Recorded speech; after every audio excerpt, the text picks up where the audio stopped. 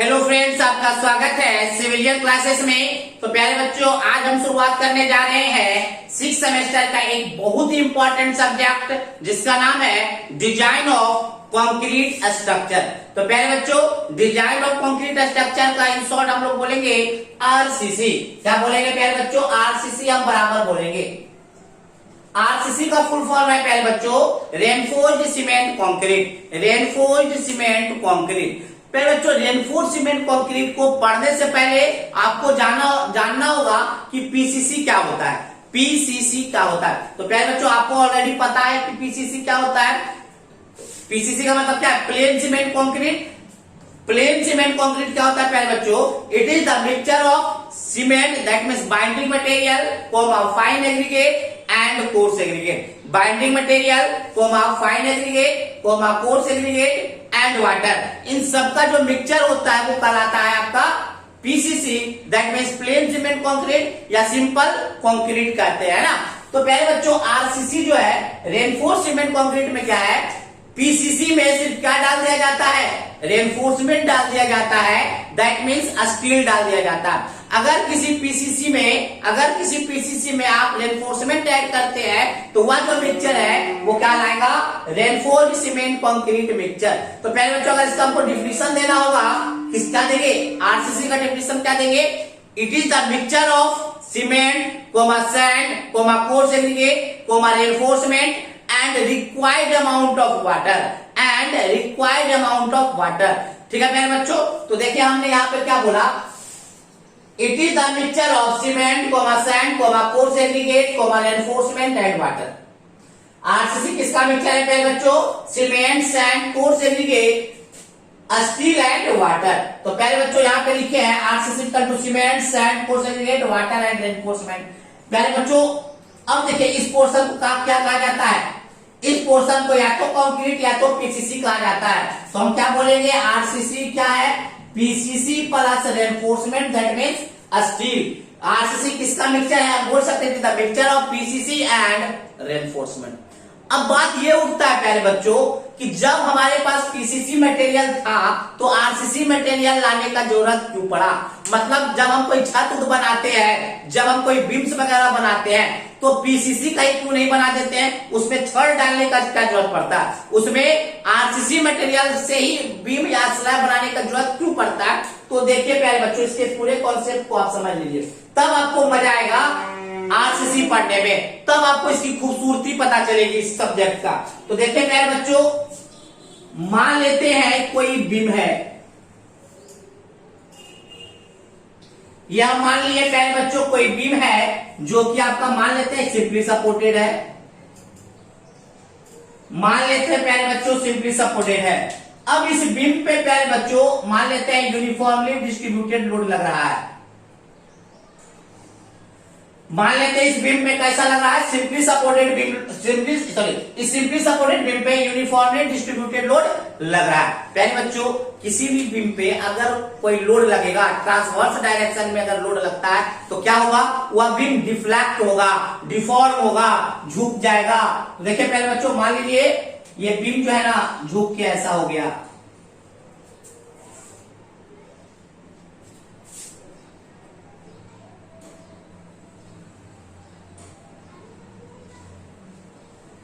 देखिए प्यारे बच्चों, हमने क्या बोला? एक सिंपली सपोर्टेड बीम था और सिंपली सपोर्टेड बीम में हमने यूडिया लगाया।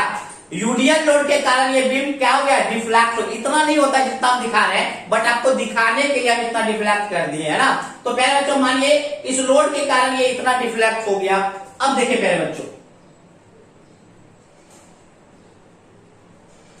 ये जो डॉटेड लाइन देख रहे हैं प्यारे बच्चों, इसको न्यूट्रल एक्सिस कहते हैं।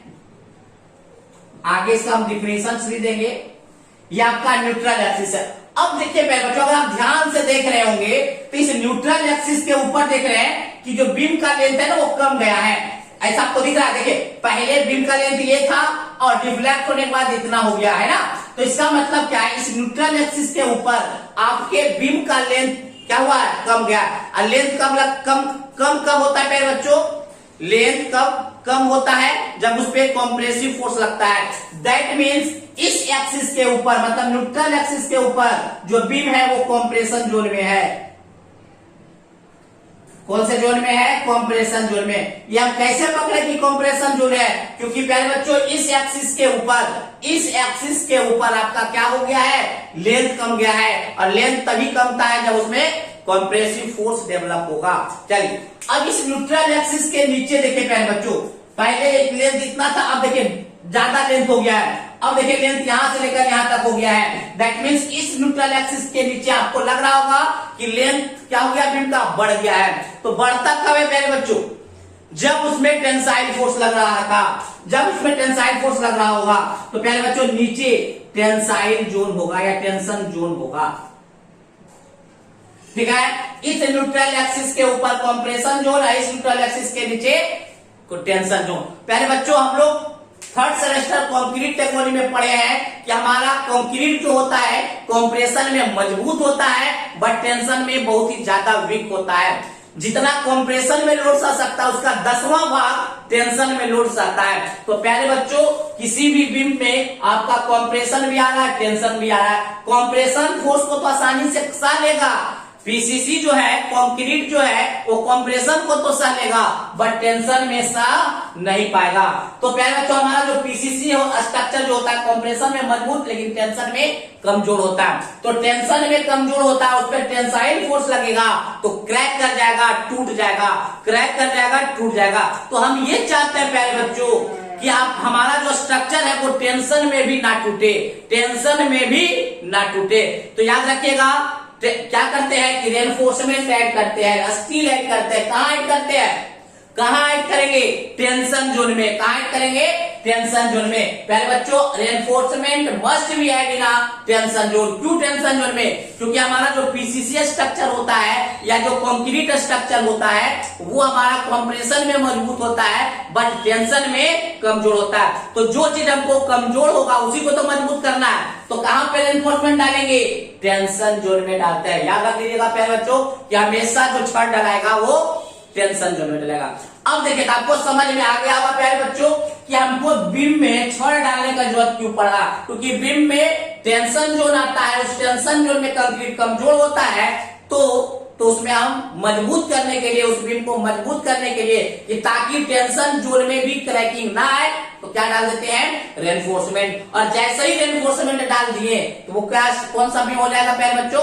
आरसीसी बीम हो जाएगा, ना कि पीसीसी बीम। तो आपको आई होप आपको समझ में आ गया होगा कि पीसीसी का ज्यादा यूज क्यों नहीं करते हैं, आरसीसी का ज्यादा यूज क्यों करते हैं। आरसीसी का यूज करने से होता है कि कोई भी स्ट्रक्चर, कोई भी कंक्रीट स्ट्रक्चर कंप्रेशन में भी मजबूत हो जाता है और टेंशन में भी मजबूत हो जाता है। तो प्यारे बच्चों ये कॉन्सेप्ट था कि क्यों आरसीसी आया मार्केट में, पीसीसी से ही क्यों नहीं हम स्ट्रक्चर बनाते हैं। आई होप आपको समझ में आ गया होगा।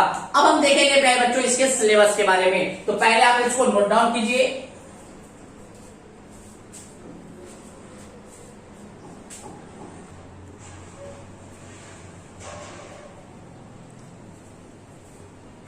तो पहले बच्चों हम बात करेंगे सिलेबस के बारे में। डिजाइन ऑफ स्ट्रक्चर के क्या क्या सिलेबस है ना।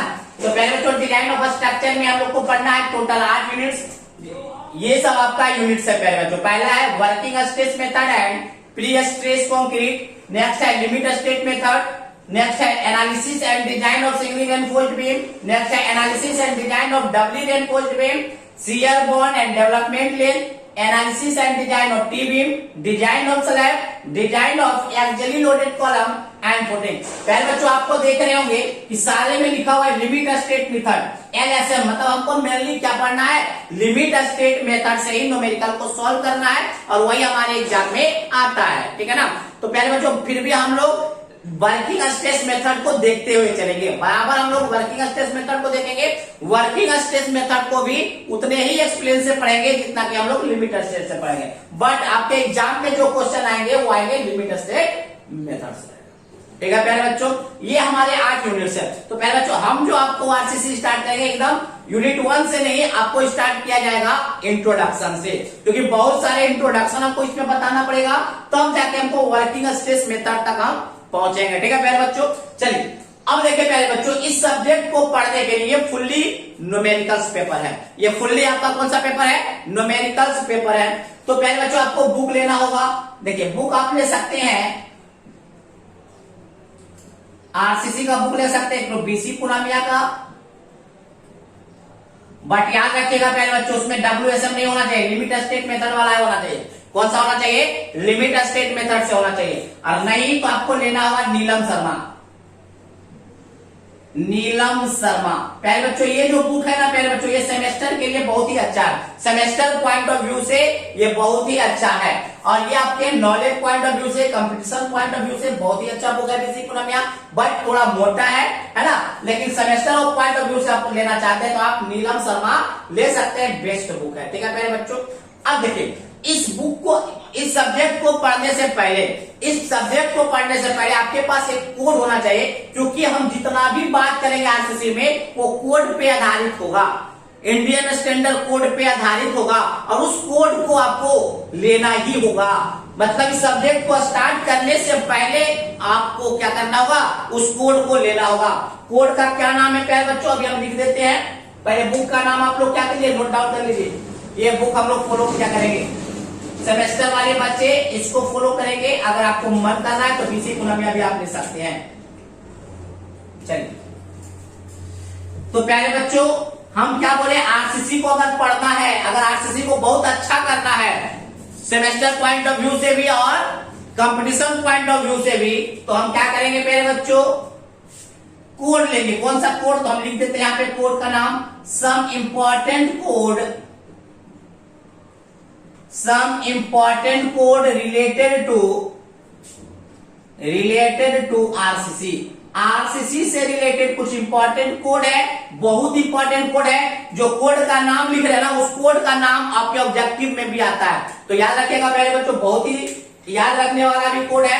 पहला कोड का नाम है IS 456/2000। IS 456/2000 ये आपका आरसीसी का कोड है, आरसीसी का कोड है लिमिट स्टेट मेथड से। नेक्स्ट है IS 456/1978, ये भी आपका आरसीसी का ही कोड है, बट WSM मेथड से, वर्किंग स्ट्रेस मेथड से। नेक्स्ट कोड है प्यारे बच्चों IS 269, ये आपका 33 grade OPC, 33 grade OPC. OPC कहने का मतलब क्या है? Ordinary Portland cement. आप पढ़ चुके होंगे, कंक्रीट टेक्नोलॉजी में पढ़ चुके होंगे 33 ग्रेड ऑफ ओपीसी। तो 33 ग्रेड ओपीसी को पढ़ने के लिए आपको लेना होगा IS 269। नेक्स्ट है आपका IS 8112, ये आपका है 43 ग्रेड ओपीसी। नेक्स्ट है पहले बच्चों IS 12269, ये आपका कोड है 53 ग्रेड ओपीसी। नेक्स्ट है पहले बच्चों IS 383, ये आपका एग्रीगेट का कोड है। एग्रीगेट कहने का मतलब क्या है? Fine aggregate and coarse aggregate, दोनों एग्रीगेट। IS 432 माइल्ड स्टील का कोड है। IS 1786 HYSD का कोड है। HYSD कहने का मतलब क्या है? हाई यील्ड स्ट्रेंथ डिफॉर्म्ड बार, डिफॉर्म्ड बार। लास्ट प्यारे बच्चों IS 1343, ये आपका प्री स्ट्रेस कंक्रीट का कोड है। इतना सारा कोड हमने लिखाया क्यों प्यारे बच्चों? तो जान लीजिए प्यारे बच्चों, हमने बोला कि आरसीसी जो आपका बना हुआ है सीमेंट से बना हुआ है, एग्रीगेट का बना हुआ है। एग्रीगेट का मतलब फाइन एग्रीगेट, कोर्स एग्रीगेट, छड़ का बना हुआ है, पानी का बना हुआ है। तो देखिए पहले बच्चों, सबसे पहले तो हमने बात किया आरसीसी के कोड का। आरसीसी का कोड क्या है? IS 456/2000। जैसे इसमें 2000 ऐड हो गया, that means limit state method से है। 1978 पुराना वाला वर्किंग स्ट्रेस मेथड से है। वर्किंग स्ट्रेस मेथड जो है प्यारे बच्चों पुराना मेथड है, ठीक है ना। नेक्स्ट है आपका 269, 800, 8112 और 12269, ये तीनों का तीनों ओपीसी का कोड है। ऑर्डिनरी पोर्टलैंड सीमेंट का कोड है, बट ये 33 ग्रेड ओपीसी, 43 ग्रेड ओपीसी और 53 ग्रेड ओपीसी। हमने सीमेंट के बारे में, सीमेंट का कोड हमने इसलिए बताया क्योंकि पहले जो आरसीसी जो बना हुआ है सीमेंट का भी बना हुआ है। नेक्स्ट आपका 383 किसका? एग्रीगेट। एग्रीगेट का मतलब है fine aggregate and coarse aggregate, ठीक है ना। अब देखिए 432 जो है माइल्ड स्टील का है और 1786 जो है हाई एल्ड स्टील डिफॉल्ट बार का है, दैट मींस स्टील भी हो गया। और लास्ट वन है IS 1343 प्री स्टेज कंक्रीट का। ये देखिए पहला जो यूनिट है प्री स्टेज कंक्रीट का कोड है। तो सर आपको ये लग रहा होगा सर सारे के सारे कोड खरीदना पड़ेगा क्या? नहीं, आपको सिर्फ एक कोड खरीदना है इसमें से। कौन सा? IS 456 2000 वाला कोड आपको खरीदना होगा। अब बिना इसको खरीदे हुए आप आरसीसी को अच्छे से समझ नहीं पाइएगा, इसलिए ये कोड आपके पास हमेशा होना चाहिए। तो क्या इस कोड को कैसे खरीदा जाए? तो देखिए सर कोड नहीं खरीदेगा आप, चुपचाप से क्या कीजिएगा अपने एंड्रॉइड मोबाइल में IS इंडियन स्टैंडर्ड 456 2000 आप क्या कीजिएगा टाइप कीजिएगा, तो क्या हो जाएगा PDF के फॉर्म में ये आ जाएगा। IS 456 2000 आपके PDF के फॉर्म में आ जाएगा। उस PDF को डाउनलोड कीजिएगा और क्या कीजिएगा उसका प्रिंट आउट निकाल लीजिएगा। क्या निकाल लीजिएगा? प्रिंट आउट निकाल लीजिएगा। बट ध्यान दीजिएगा प्यारे बच्चों, वो 2000 का होना चाहिए, 1978 वाला डाउनलोड मत कर लीजिएगा, 2000 that means limit state method का, ठीक है ना। तो इतने सारे कोर्स है, इतने सारे कोड हम इसलिए दिखाते हैं प्यारे बच्चों कि आपके सेमेस्टर में ऑब्जेक्टिव में आता है कि Indian standard code for mild steel is, Indian standard code बताइए माइल्ड स्टील का, तो माइल्ड स्टील का कितना होता है 432, ठीक है प्यारे बच्चों। तो इस प्रकार से हमने सिलेबस देखा, बुक का नाम देखा और कुछ इंपॉर्टेंट कोड भी हमने देखा, ठीक है ना। पहले इसको नोट डाउन कर लीजिए।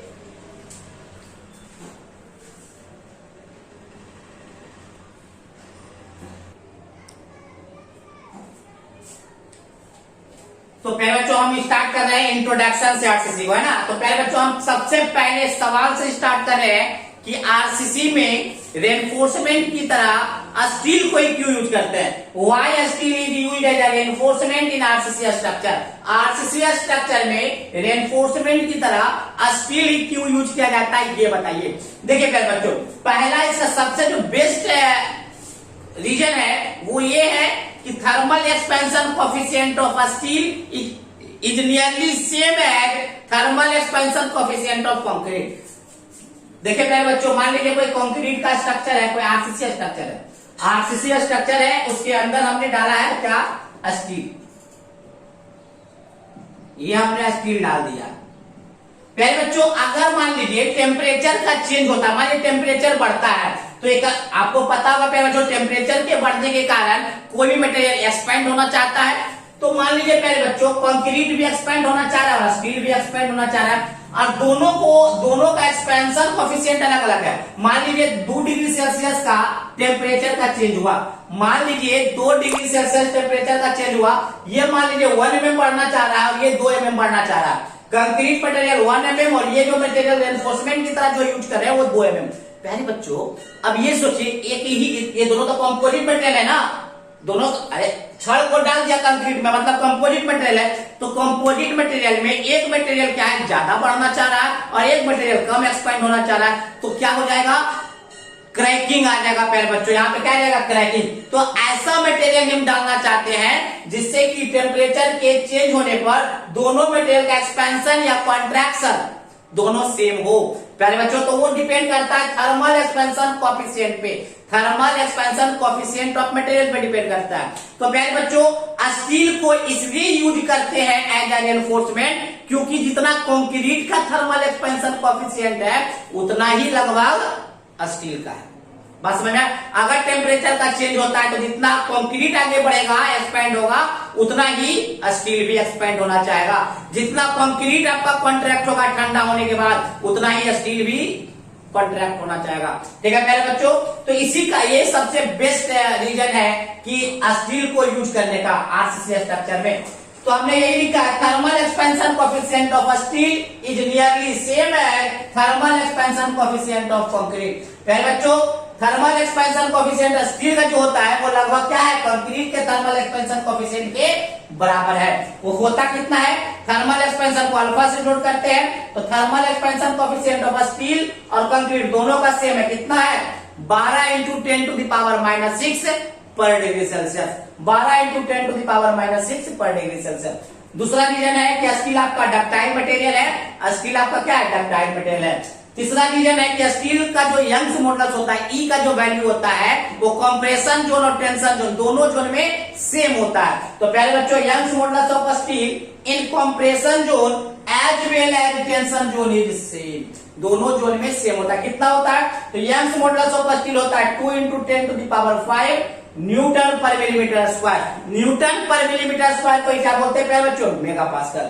अगर इसको गीगा पास्कल में बदलने रहेगा तो 200 गीगा पास्कल। कहीं कहीं आपको 210 भी लिखा रहेगा तो वो भी सही है, 210 giga pascal. Next, steel is easily available in market. प्यारे बच्चों, नेक्स्ट रीजन ये भी है कि स्टील जो है मार्केट में इजीली अवेलेबल होता है। Next, it is recyclable material. प्यारे बच्चों, ये रिसाइक्लेबल मटेरियल है। मान लीजिए ये छत जो बना हुआ आरसीसी का बना हुआ है, अब इसको तोड़ना है। जब तोड़ते हैं तो प्यारे बच्चों इससे स्टील बाहर निकाल लेते हैं और इस स्टील को दूसरे जगह यूज करते हैं। इसका मतलब क्या है? स्टील को दूसरा जगह भी यूज कर सकते हैं, तो रिसाइक्लेबल मटेरियल है। Life span of steel is more than 100 years.